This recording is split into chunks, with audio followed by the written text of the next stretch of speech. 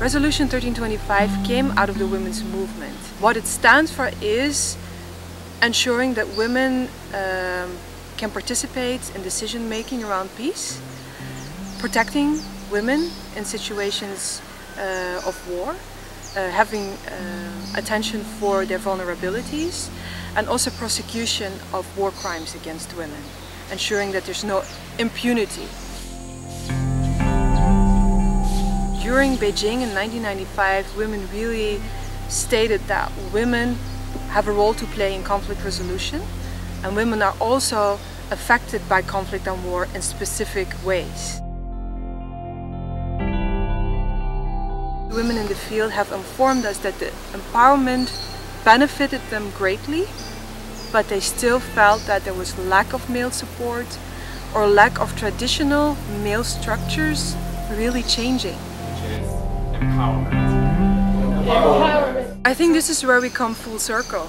This is where we start with women raising their voices, saying we're part of this world and please, your peace building will be more successful if you involve the other half. They are the ones who started the movement for gender justice. So if men have to come in, if anything, their first port of call is to learn from the women who have been in this movement for quite some time.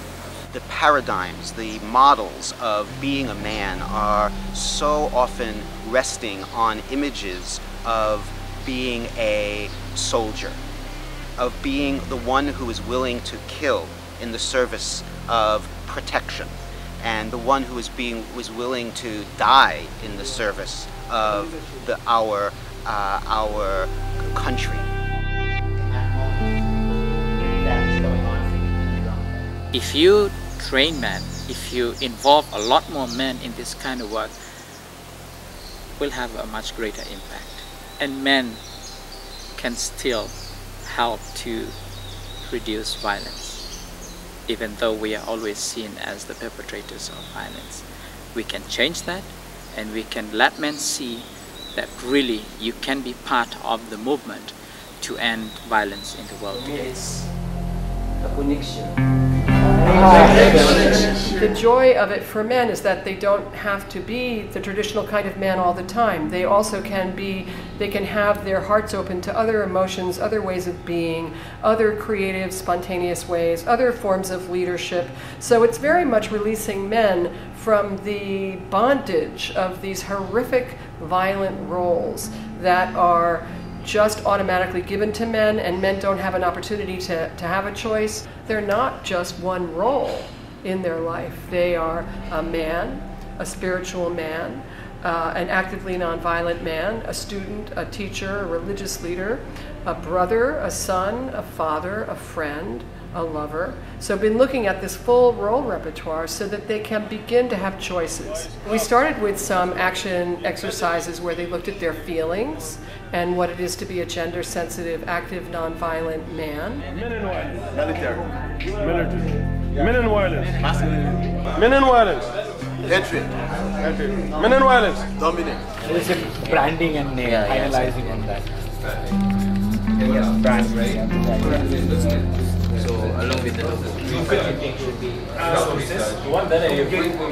the man was described in terms of how much he was domineering, which meant that some men were even more manly than others.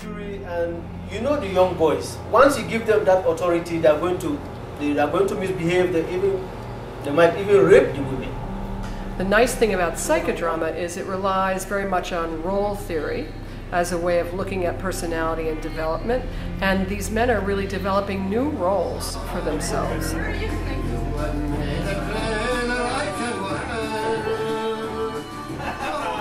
Now that I have been trained, I'm going to train other people who will understand the issues the way I understand them, who will work with me and support me as allies, and together we'll then see how we can expand the network and work with more men. I learned from this training on giving space for women and listening to them, and don't speak in behalf of the women. The tool of cross-gender dialogue allows women to speak and lets the men sit down and listen, which is a very difficult thing for men to do in my cultural context. Women go through a lot in terms of violence, and it has become a norm to the extent that none of us sees that as a problem. We see it as something normal. And so when my eyes, because sometimes it needs somebody to open your eyes for you to see things differently. And that's actually what happened to me, that I saw things differently. I looked back and saw these women really suffering from the brunt of war in their homes, in the communities, because of religious structures, because of traditional ways of doing things. We are socialized in a way that promotes violence. It's very important for me because I now have an attitude of questioning anything. So anything that I'm told, I have to know why and what for and who does it benefit. So that's helping me to be very critical in my analysis, in looking at tradition, in looking at religion, in looking at society at large.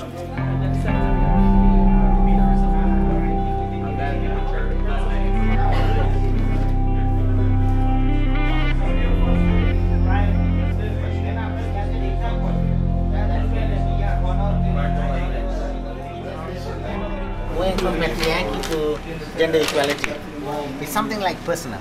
It's like transformation. Yeah. You transform yourself. Yeah. Go on. Just shoot ideas. Shoot them. Like just put them out. Pedagogy, to a degree, is based on programming and peace building, where you look at the problem, you look at the actors, you look at who you are.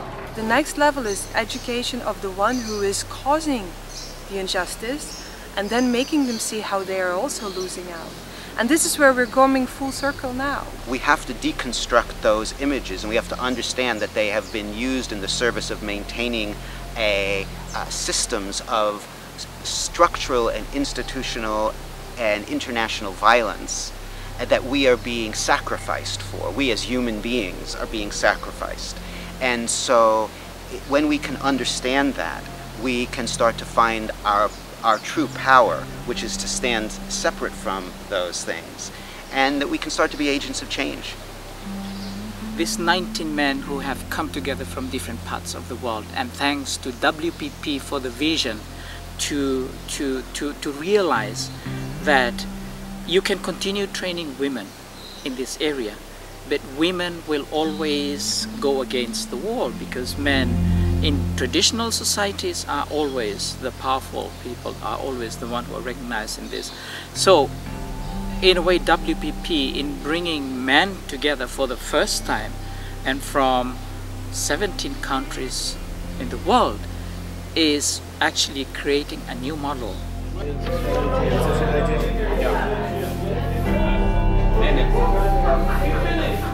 Men's relationship to violence.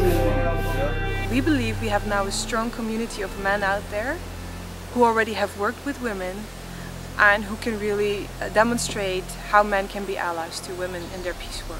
It's going to be very tough because men benefit through violence, men benefit from the positions, the power, the resources they enjoy in the communities. But I believe it is possible. We can always change people.